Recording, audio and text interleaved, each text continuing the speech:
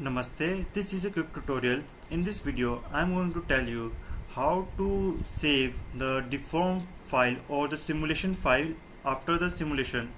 For example, here I am making a body, okay?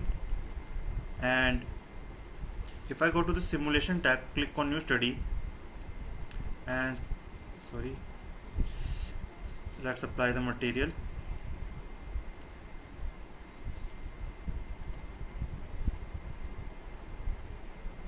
And apply a force.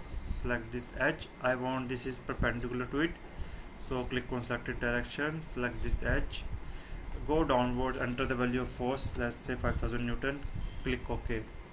Currently this beam is horizontal beam, okay? If I select this, press Ctrl plus 8, you will see it is a horizontal beam.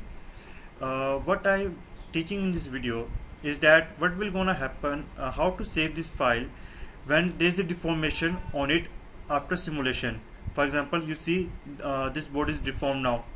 Remember, the current deformation you see is actually many times higher than the original one. So if you go to edit definition and click on true scale, currently the deflection is 11 times the original one. So click on the true scale, click OK and click on show.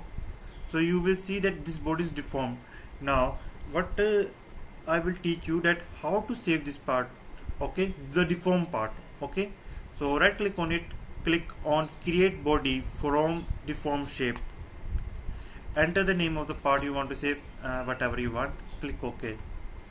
So here you can see the part is created. So go to the model, here is your part.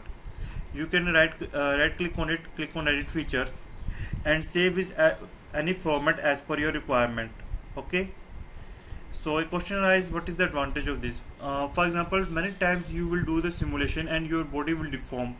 That is a very natural thing. So when you do a simulation, so you can do analysis to see where is the highest deflection and much more. It is easy to do an analysis on, for example, geometrical analysis on a deformed body if you are getting a geometry instead of a is stress strain.